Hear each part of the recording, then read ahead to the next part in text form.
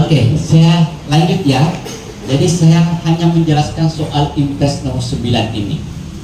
Nah, tadi saya jelaskan bahwa di dalam Impres itu, di dalam Juklak juga itu dipertegas secara teknis bahwa koperasi yang nantinya akan dibuat ini ada 5 bidang kegiatan yang wajib. Yang kalaupun misalnya di luar itu bisa, misalnya ada potensi-potensi lain kan, itu kan bisa. Nah, yang pertama misalnya saya ambilkan satu contoh soal sembako. Jangan dipusing kita pengurus yang mau yang terpilih, di mana kamu mau ambil ini uang untuk beli sembako.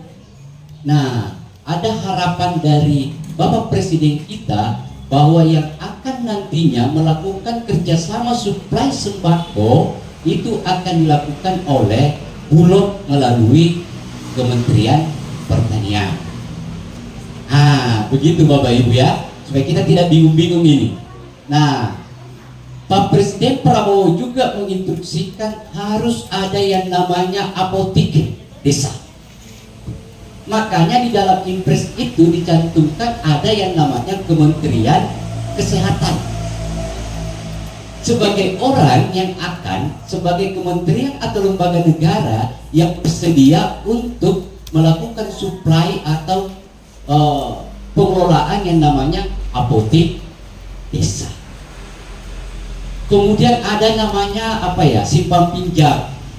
Nah, makanya di Impres itu muncullah yang namanya Kementerian BUMN yang akan mengkerjasamakan dengan bank-bank yang ada di Indonesia. Jadi tugasnya itu kita. Nah, tugasnya kita di desa itu hanya untuk mempersiapkan wadahnya. Oke. Nah, karena kita ini hadir dalam kerangka untuk mempersiapkan wadah Koperasi Merah Putih itu, maka secara otomatis kita akan mengikuti regulasi-regulasi di koperasi. Itu Bapak Ibu ya, jangan sampai saya tidak mau jadi pengurus, bagaimana nih caranya ambil simpanan pokok, bagaimana nih caranya. Nah, itu soal teknis Bapak Ibu ya. Nah, itu. Nah, mudah-mudahan karena ini belum terrealisasi Bapak Ibu, sedangkan kita saja ini tidak ada pembentukannya. Bulan 5 rencana ada launching. Bulan 8 menurut dari Dinas Koperasi sudah masuk pelatihannya. Bulan 6 Januari mungkin kita sudah bicara teknis pelaksanaan kegiatan. Bagaimana teknisnya? Karena di Kementerian Koperasi juga punya ambil tanggung jawab Bapak Ibu. Jadi ini Koperasi Merah Putih ini itu tidak diatur hanya tanggung jawabnya Kementerian Koperasi, hanya tanggung jawabnya Kementerian Pertanian, Kementerian Desa, tidak Bapak Ibu. Nah, jadi saya hanya memberitahukan kepada Bapak Ibu, kalau misalnya sebentar yang sudah terpilih menjadi pengurus koperasi, maka kembali pelajari apa yang diinginkan oleh Prabowo melalui Impres nomor 9 itu Bapak Ibu. Nah, karena disitulah kita hari ini kenapa kita hadir bermusyawarah khusus. Nah, itu yang kedua. Kemudian yang ketiga, mudah-mudahan Bapak Ibu yang datang di sini sudah mengerti dan sudah paham betul bahwa saya datang bermusyawarah untuk menjadi anggota Koperasi Merah Putih.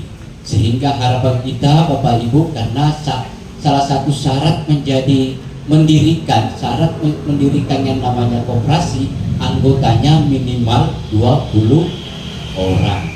Sehingga kita berharap bahwa peserta yang hadir ini adalah sudah menjadi bagian dari anggota koperasi.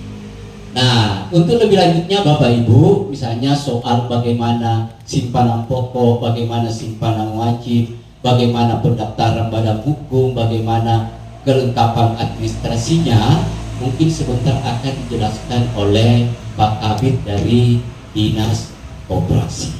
Saya kira itu pengantar saya. sekaitan dengan kenapa hari ini kita bermusyawarah dan seperti apa sih sebenarnya garis-garis poin yang ingin diamanatkan oleh Pak Prabowo melalui Impres nomor 9 tahun 2020. Saya kira itu, terima kasih banyak. Akhir kata dari saya, wallahu muwaffiq ila aqwamit thoriq. Assalamualaikum warahmatullahi wabarakatuh.